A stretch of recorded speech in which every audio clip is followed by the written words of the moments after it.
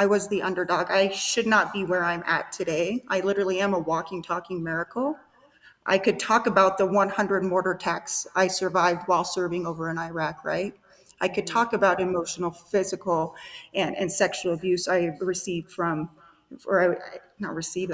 That's a bad word. That I endured as a spouse from some of my significant others. I could talk about all those burdens, right?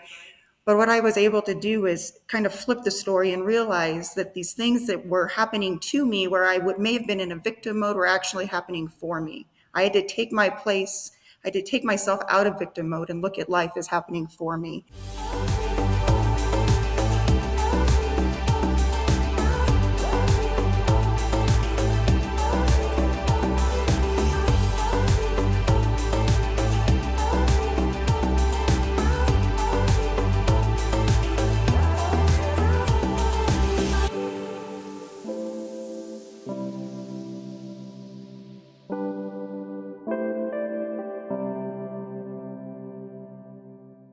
What's up, everybody? Welcome to a brand new edition of the None of Your Business podcast. Sean and Lacey here, just as we are each and every week. And just like each and every week, we have a super special guest with us.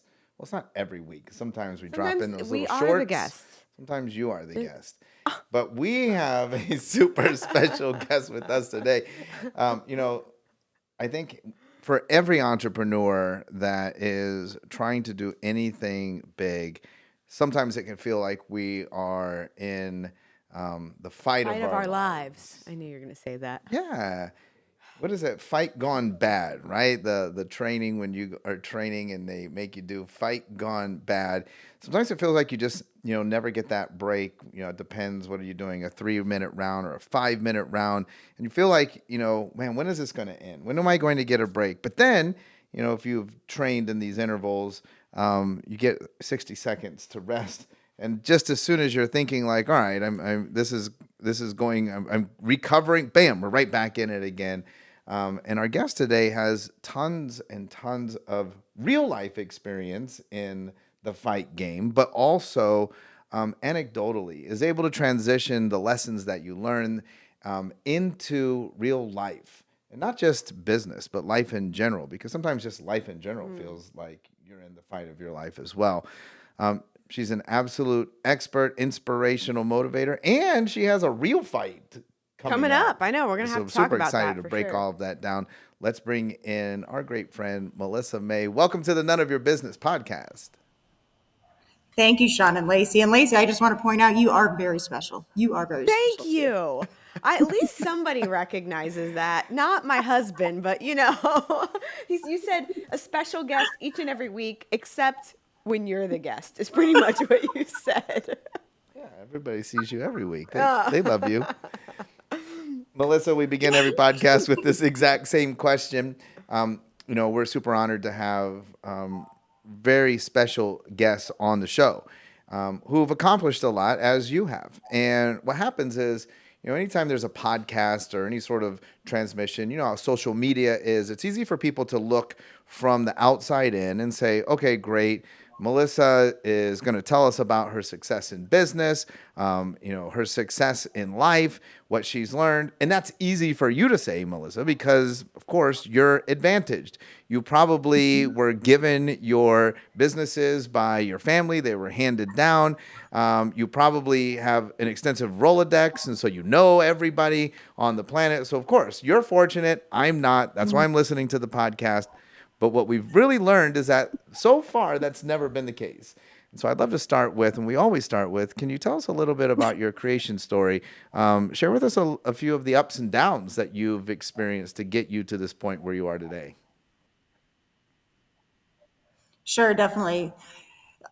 It's funny that you joke about it, but it's not a joke, right? Because I grew up in Section 8 housing on food stamps, watched my mother work paycheck to paycheck as she raised me and my 3 siblings alone, right? Joining the military right out of high school to find a way to provide for myself, not only financially, but to get some sort of college degree and experience to allow myself some sort of fight in life, some sort of chance, right? So I was taking hit after hit growing up in the way I was brought up. But to me, that was my normal. That was my normal. The way I grew up was my normal. Section 8 housing, food stamps, getting our WIC checks and running from, my mom kind of made a game out of it, from aisle to aisle to find the food that we were able to purchase, or was given to us rather, from each aisle. It was my normal. So I didn't look at myself as it was difficult to grow up, but more of it was an opportunity to watch my mom. Literally, she's the hardest worker I know. And that's probably one of the biggest traits I've been able to take from her. Is she never quit. She was a fighter. Whatever hand she had been dealt, where most people would see it as a burden, was actually a blessing.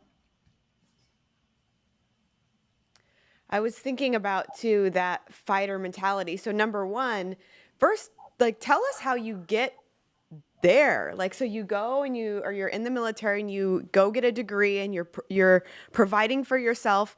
How do you end up where you are today? Like what was that next step and what did it take for you to get to there?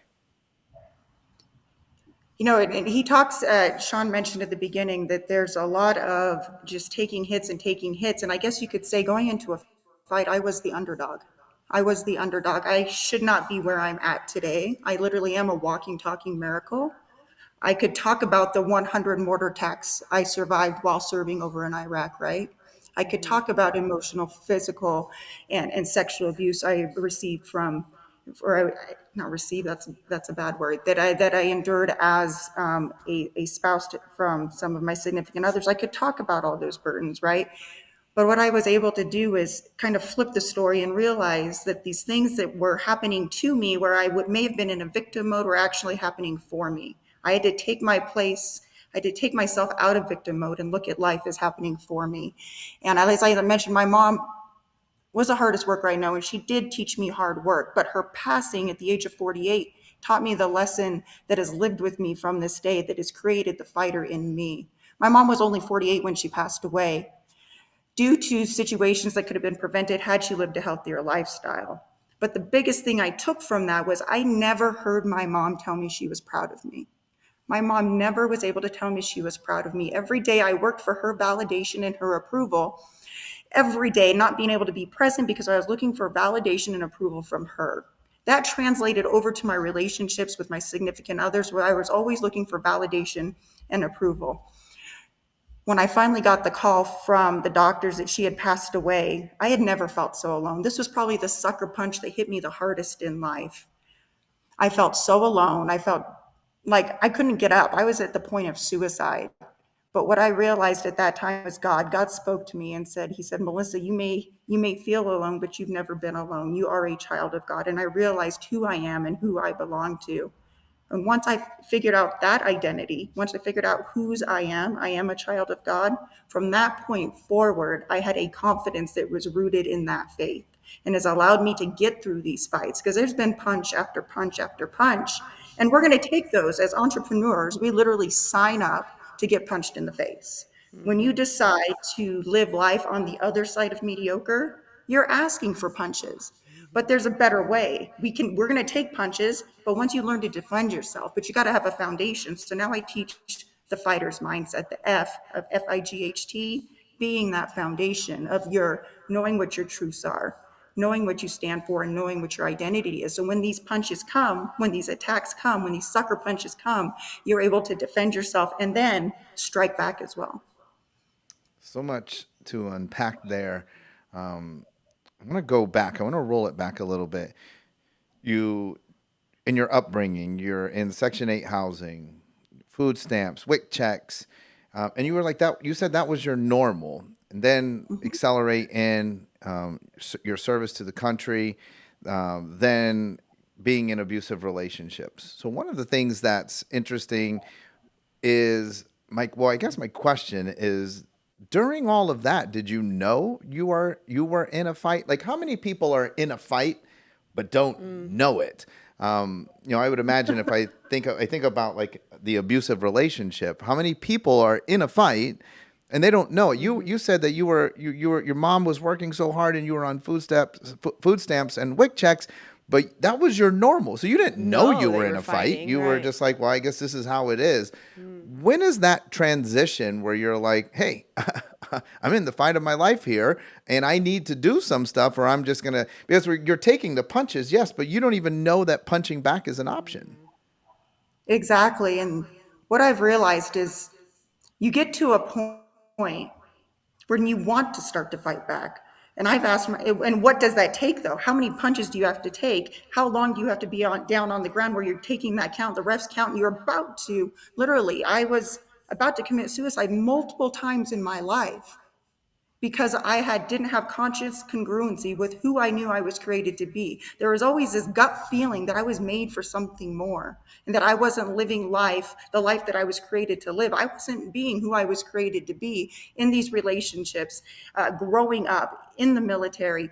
I wasn't living I was living attached to labels and limiting beliefs that weren't in congruence with who I knew I could be. And I think we all get that feeling, that knot in our stomach, like there's just something missing.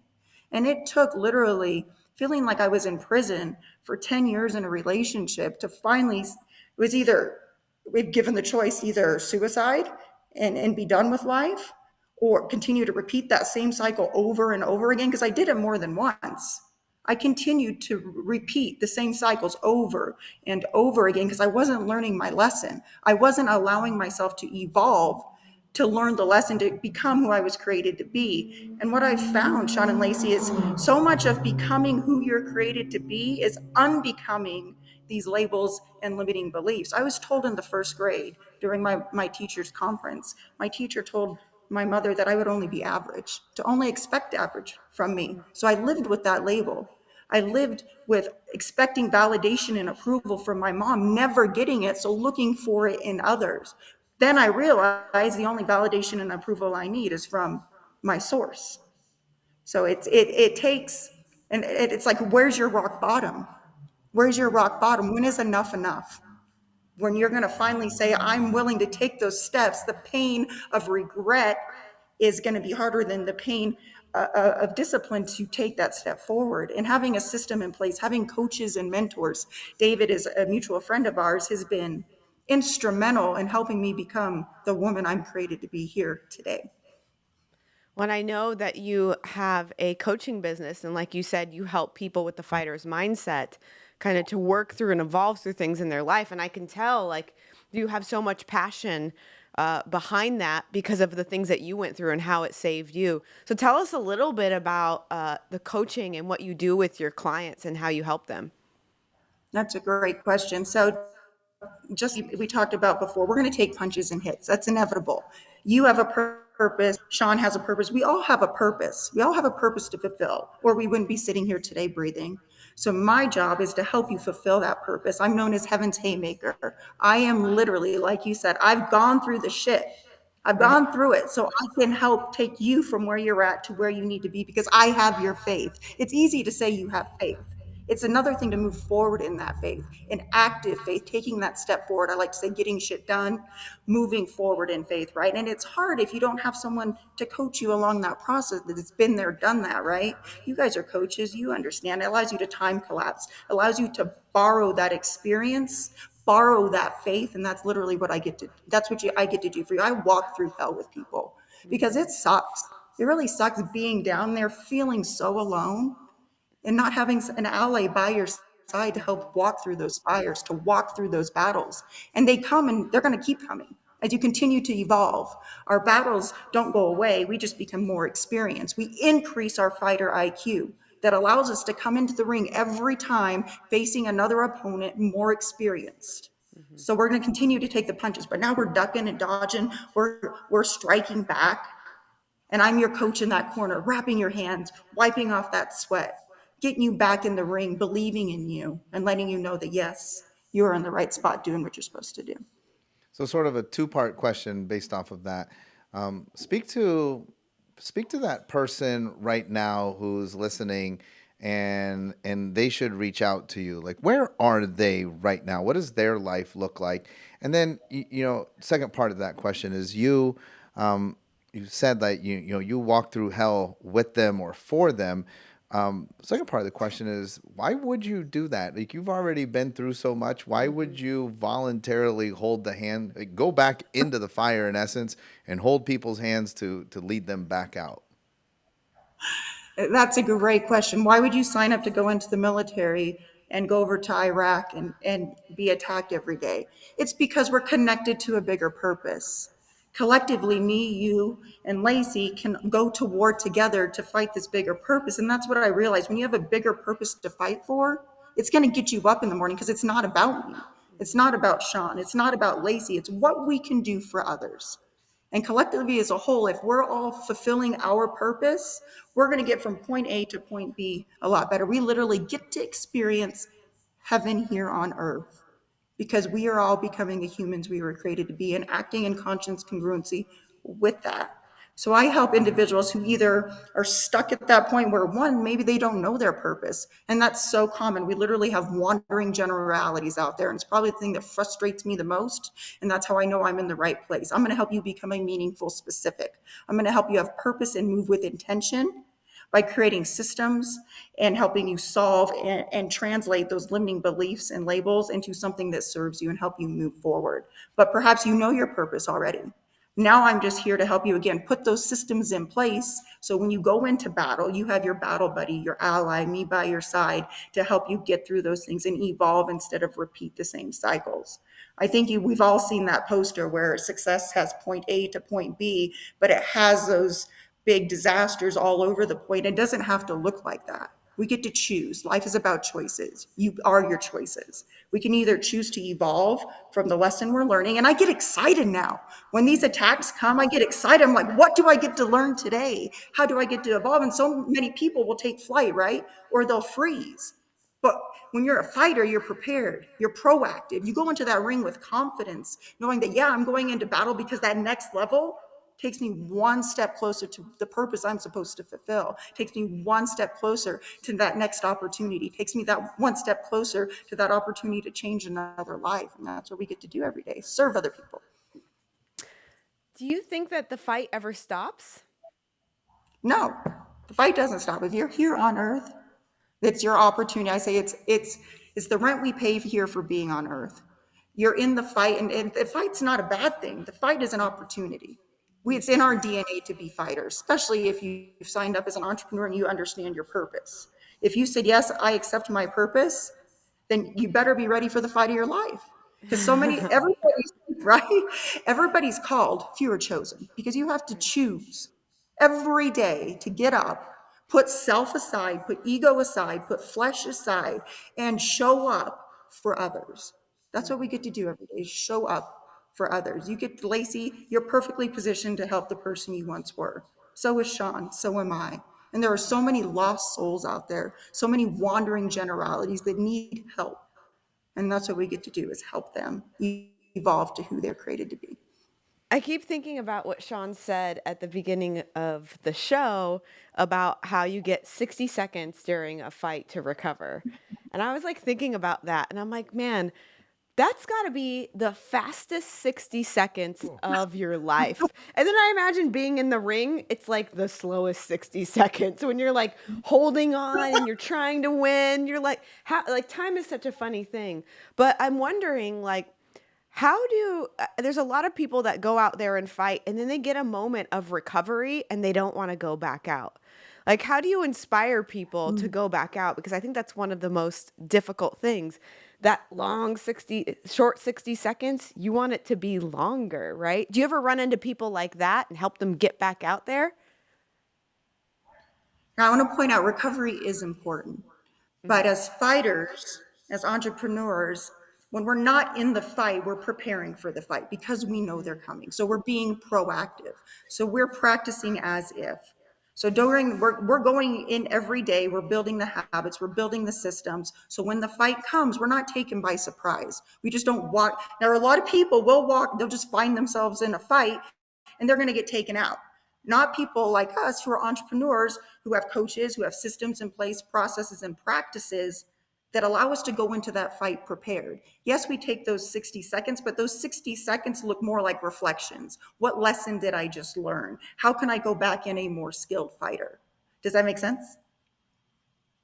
Definitely. Absolutely, absolutely. I want to take a little tangent because I want to talk about your real The fight. fight. Yeah. But first, I want you to tell me because when I first met you, I thought I knew you from a picture on a 9 rounds marketing piece, and I was like, I swear I've seen this picture before. You said you weren't sure if that was the case, but I was like, I've seen you somewhere, and I think it was in 9 rounds. But I want to talk about 9 rounds. Tell us about your your adventures with or into 9 rounds. Tell us what it is. Tell us what that means to you. Sure. So 9 Round Kickboxing, they are a franchise. It is a gym. I have three of them here in Colorado Springs. They literally are the vehicle that I get to serve people through. So I look at them as a ministry. People come in, and our mission here is to help you become not just physically stronger, but mentally stronger in just 30 minutes or 2% of your day. So we have a great group of fighters here. We call them fighters, where they come in and it's the best part of the day. So I get to serve them through this vehicle that God has provided me, the rent I pay here on earth. And then I have a great team, massive, beautiful team here to help me do that as well, and systems in place that allow us to be duplicatable. And that's why we have three of these beautiful bad boys here that we get to work in every day. And I'm sitting in it, if you can't tell. And so what happens is um, a fighter comes in, a client, and they go through 9 rounds of structured. It's already set up. Right. It's a workout of the day, and they work through. Exactly. Just like the name 9 Rounds suggests, there are 9 rounds. Each round is 3 minutes in length, and we work off of a bell system. So you go to each round for 3 minutes, and then a trainer is included every time to walk you through each round. So you literally get to punch me, and then the workout changes every day. So you get that full body workout. You come in, you leave. There are no class times, which really kind of sets us apart. There are no class times. You literally come in, new rounds start every 3 minutes. So it's I'm like, this sounds really fun, but I'm also feeling extremely intimidated. Like, I'm gonna punch you? Okay. Like, yes, this you is get the great. punch me, right. So we have everything from professional fighters that come in here to individuals who just got off the couch, who Got have no started. martial art experience, right? So we meet you Right. at your fitness level. And yes, you get to punch me. It's so much fun. That's awesome. Okay, well let's segue into you punching other people, Yeah. and apparently there's someone out there that wants to punch you. Or someone that wants to get punched by you. You are preparing for a fight. Tell us about that. What possessed you to want to do this? So this great organization called Haymakers for Hope reached out to me. It's a charity that supports cancer research. So I'm actually fighting for a young man here in Colorado Springs that goes by the name of Daniel. He just turned 15, and he shouldn't be with us here today. He was diagnosed 3 years ago, and he's been through dozens and dozens of surgery to fight brain cancer. But he's Mm. still standing today, thank God. So I will be fighting for him against another opponent.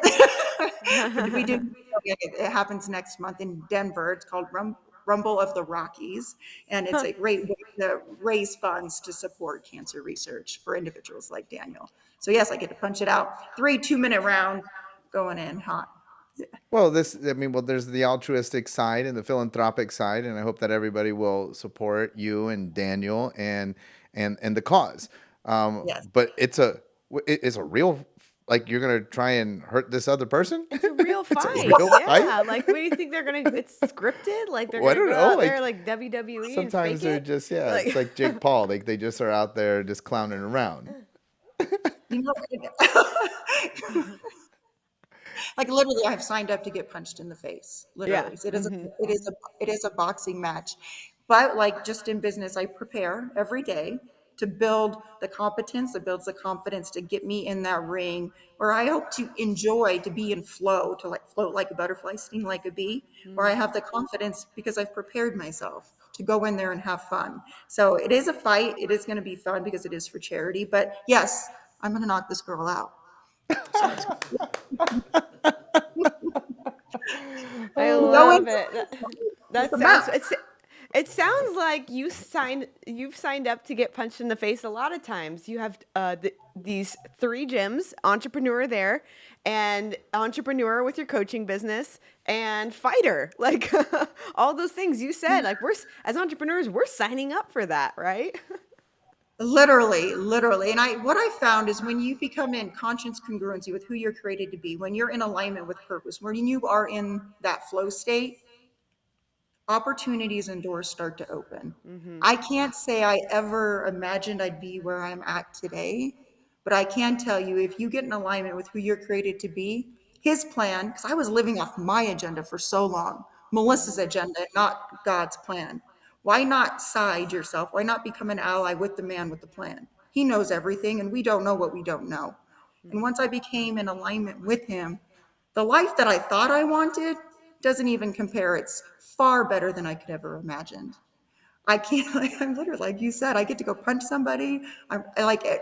There's no such thing as work for me. I thoroughly enjoy my life and everything I get to do every day, changing lives and enjoying it along the process. So, I know that we're going to be seeing you in person here in about a Not week or so. me. Lacey, no, but Aw. me. But I want to know, like, what's the, and I know that you've met him previously. I want to know what Michael Chandler told you. What advice did he give you to knock this girl out? he, and man, Michael's amazing. And what happens is like I can train all day long, right? In the gym, learning the technique. But the battle's here. The battle's in your mind. And I still fight with it every day, and you will because it's a process. Those limiting beliefs, those labels, they still sneak up on you. They'll still come back. But you got to be able to. I went from spending months and years in that mindset to now moments, minutes and moments. And like Michael would say, is he takes that person, he'll duct tape him to the basement. And whenever he tries to come up, he'll start to punch him down. And that average Melissa, that Melissa that's not capable, all those old labels will try to pop up. But it's fighting this battle here first, reminding myself through my foundation of those truths and promises that I am unconditionally loved, that I am worthy, that as long as I put in the work and build that confidence, I'll have that confidence because I've done the thing. I've prepared. So not so much technique, but it's a mental game. But that's in business too. All right, one last question for you. I want you to think about this because you've shared very openly, and we appreciate that. You've been very transparent. Your life story, been in these, knockdown, drag out fights. I'm wondering, what do you consider to be sort of the biggest fight? What was the? I mean, so you were in war, you were in abusive relationships. Was there ever a moment when either maybe not literally, but sort of anecdotally, you felt like you were like out on your feet? You were like, hey, I don't know that I'm going to make it. What do you consider to be that moment that was where you even mentioned your rock bottom? What was the hardest thing to recover from?